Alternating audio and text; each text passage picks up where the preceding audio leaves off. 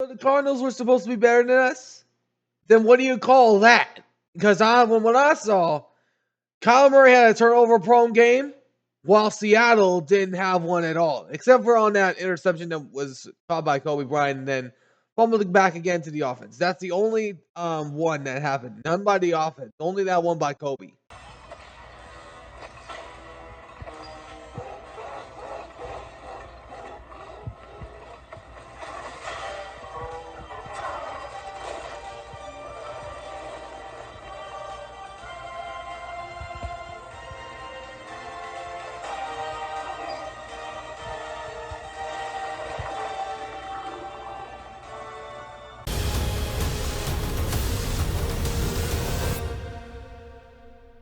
It's football time.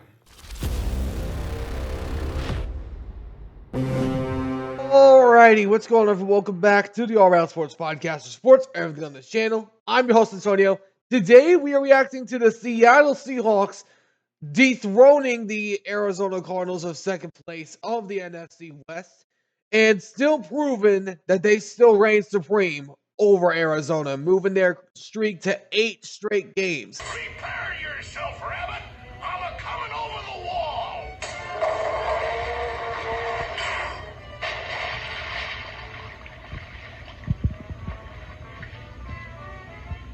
You'll pay for this, farmer. But Darnold played a pivotal role in the final drive of the game. When he was called upon to on putting the team on his back, he was able to drive down the field thanks to a Ryland kick short of the 20-yard line that moved it up to the 40. Then eventually went on to win the game on a game-winning field goal made by Jason Myers from 52 yards out.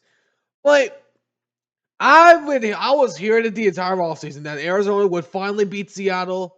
Didn't happen this time. Even with the new rivalry jerseys, still Seattle was able to get the win. I will give credit. The Cardinals played relatively well, but I'll explain more on that in just a second. But the question is, what are my thoughts on the Seahawks after this game? I'm going to talk about that in just a second. Before we do, if you guys do enjoy this video, do me a favor, smash the like button down below, subscribe if you haven't already. For now, let's talk about Seattle. I want to give credit where credit is due. The Cardinals played a good game. They played a really good game. Still held under 100 rushing yards and not a single rush TD. Fourth straight time that's been allowed by Seattle. Fourth straight time that's happened. That's never happened before. Marvin Harrison, after struggling a little bit in the first half, eventually went off on the final 2 drives and had a touchdown. And then also along with DeMarcado. I hope I'm pronouncing that name right. But Troy Benson did not play that well either. Having said that, Seattle proved why they went after Sam Darnold this past night. Sam Darnold had not been in that position all year to lead a game-winning drive, except for the game against San Francisco, but that was all because of Abraham Lucas.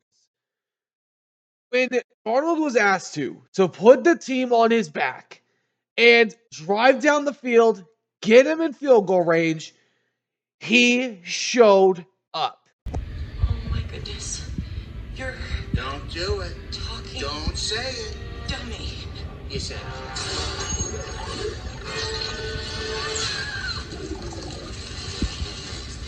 You have the right to remain silent. Playing against a top 5 scoring defense in Arizona at the time. He went into Arizona with the crowd environment playing a big factor. It was a split stadium, and it was a hard environment to play in. Sam Darnold was still able to weather the harsh environment and still was able to get the job done. The run game played a lot better this game, and they had 155 yards rushing, with Kenneth Walker leading the way with the 81 rushing yards, with Charbonnet having 39 and a touchdown. But JSN, I got to give you a shout out, my friend. After struggling all day in the first half, you showed up in the final few minutes. But I wanted to give a shout out to another guy.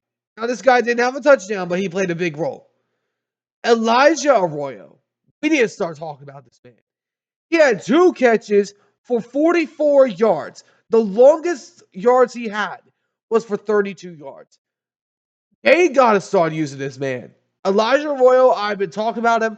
He is a guy that I believe Seattle should have started to use more.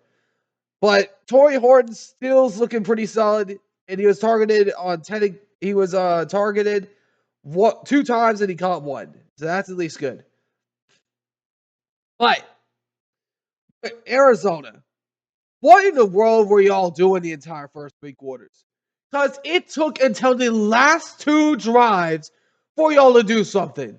It took until the last 2 drives. And not only that, they still lost the game. Why? Where was that offense in the first 3 quarters? Like, the Cardinals still find ways to lose games. I've said it for a while. No matter how good the Cardinals might be, they'll still find a way to lose to Seattle. And that's what they did. Kyler Murray with those 2 costly turnovers, and it's proven why I never trust Arizona. I said it throughout the first few weeks. Kyler Murray can't do everything. He can't run the ball, and he can't pass the ball. I know Trey Benson is a good running back, and he played a little bit this game. He had 8 carries for 35 yards, held under 100 rushing yards for a 3rd straight time against Seattle, and not a single touchdown for rushing. But the Seattle defense was able to hold their line for most of the game. It was 20-6 at one point, and Seattle still, even though the Cardinals were threatening them, the offense did their job and put the dagger through the heart of Arizona. They still were able to win this game. And that defense has been getting better every single week. They had their best day sacking with 6 sacks on Kyler Murray. When Kyler Murray's asked to do that much, he always gets brought down.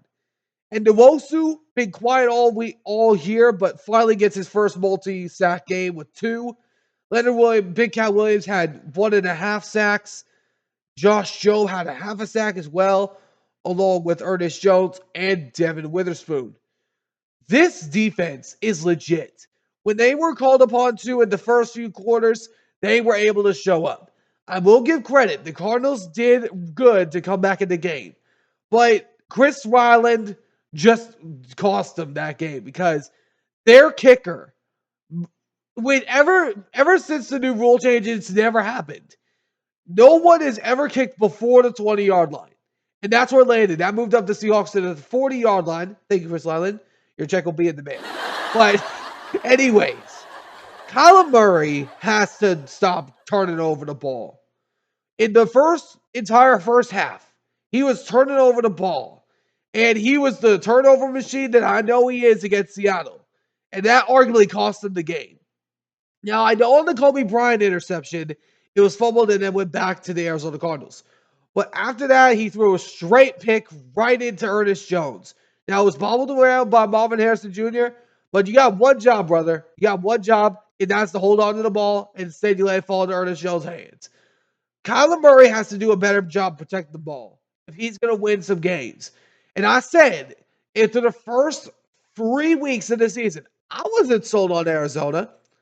I knew that when they would play against this Seahawks team, that they would lose. I knew it from the right near magnifying glass I had in my hand. They would find a way to win, and Seattle did just that. Even with the bad game that Darnold was having, even with the game Darnold was having, he didn't have a single pick. Had a passing touchdown to A.J. Barter. He threw for 242 yards, 18 of 26. But as I've said, Kyler Murray is not better than Sam Darnold, and this game proved just that. What do you guys think? What do you guys think was the biggest takeaway in this game? Let me know in the comments what you guys think down below. Anyways, I hope you guys enjoyed. If you did, do me a favor, smash the button down below. Subscribe if you haven't already.